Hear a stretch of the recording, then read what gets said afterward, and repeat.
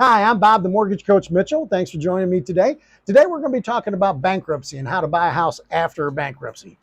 A lot of you folks out there are under the impression that, and it's not, there's a reason why you're under the impression. There was a giant advertising campaign back in the day where you couldn't turn on the TV or open up a magazine, or at the time, I guess it wasn't on the internet, but that where you couldn't, bankruptcy, a 10-year mistake. It is true that the bankruptcy is going to be, regardless of what kind it is, Chapter 7 or Chapter 13, is going to be on your credit report for 10 years. That, first of all, that doesn't mean it's a mistake. Depending on what your circumstances are that put you into the bankruptcy, bankruptcy might have been your best course of action, probably was your best course of action to eliminate the situation. But anyway, it's a 10-year, it might be considered a 10-year mistake, but it's not going to hurt you. It's not going to preclude you from buying a house for 10 years. Okay. Depending on the type of bankruptcy that you did and the type of loan that you're going with, you're going to be able to buy a house in a period of time afterwards. So let's go ahead and go into each one of those. Chapter 7. Chapter 7 is complete liquidation. That means you went belly up. They seized all your assets. They sold them. They took the money that they were able to gather from the assets they were able to sell, and they gave them to the creditors, and they distributed to the creditors. Okay, that's a Chapter 7 complete liquidation. That's the harshest one. That's also the most common one. But anyway, the waiting time after a Chapter 7, if you wanted to go for a conventional mortgage, that's Fannie Mae, Freddie Mac, that would be 4 years after the discharge. Now, being a Chapter 7 or a Chapter 13, remember that these numbers I'm quoting you are after the discharge. You got to get to the discharge place. So from the time that you actually file for the bankruptcy until you get to the point where you have a discharge or that you have a payment arrangement on a Chapter 13 can be 4, 5, or 6 months. So on a Chapter 7, it's going to be that 4, 5, or 6 months plus 4 years. It's actually you can make application the day after the anniversary, the 4-year anniversary date.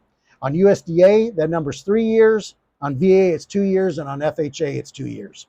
Okay, exceptions can be made, but they're very hard to come by. If there was a really, really harsh extenuating circumstances, a spouse died, a house burned down, there was a flood or a tornado.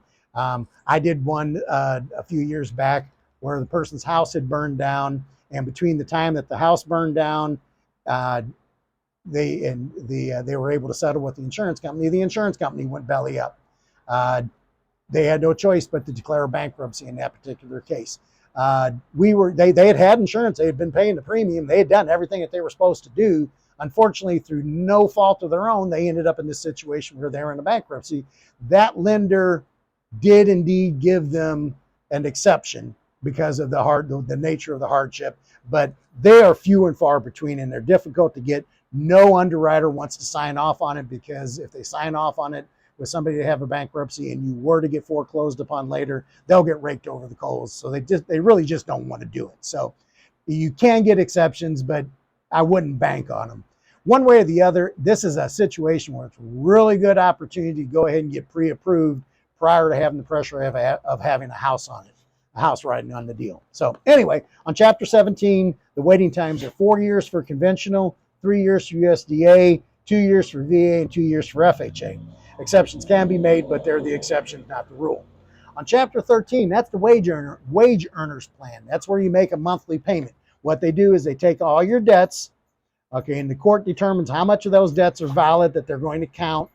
Generally speaking, they wipe off any penalties, any excess punitive interest, that sort of thing. They come up with a number, then they set you up on a 3 to 5 year repayment plan.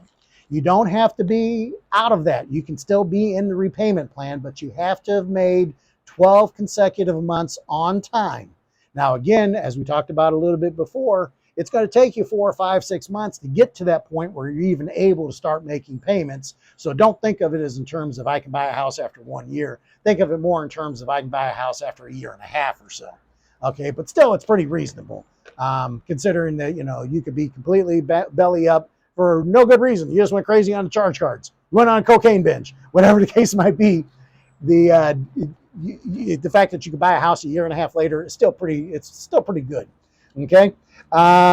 There are also some other rules that you need to take into consideration.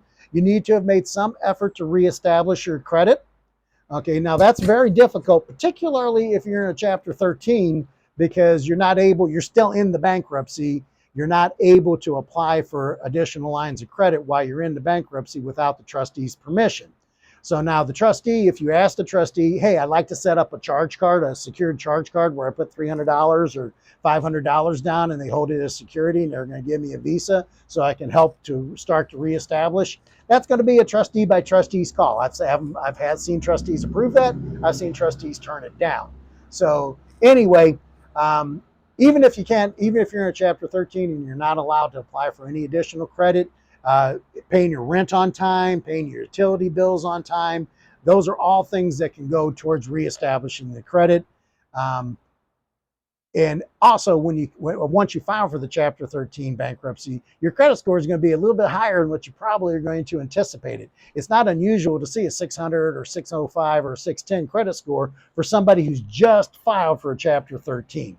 So with those kinds of credit scores, once you get to the point where you've made the 12 payments consecutively on time, then you should be good to go. Now, you are going to have to write a letter of explanation. It's going to explain why you ended up in the bankruptcy. The better, quote unquote, the better the interest rate, the better the reason for the bankruptcy, the more likely it is for an underwriter to approve the loan after the bankruptcy. So if it was a medical situation or just something that was completely out of left field, that would be better. If it was something frivolous, like you went on that cocaine binge and you ran your charge cards up, well, that might be a little bit harder for the underwriter to bite off on, but hopefully you can write a better credit explanation letter than that and at least make it not sound quite as bad as what it would be. But anyway, the important thing to remember is that you can indeed buy a house after a bankruptcy. It's a complicated thing, and I'm already up over 7 minutes here, so I'm going to go ahead and cut it short. If you have any questions, feel free to leave a response down in the comments, or reach out to me through email, through telephone, or through my website. I'm Bob, the Mortgage Coach Mitchell. Now, let's put you into a house.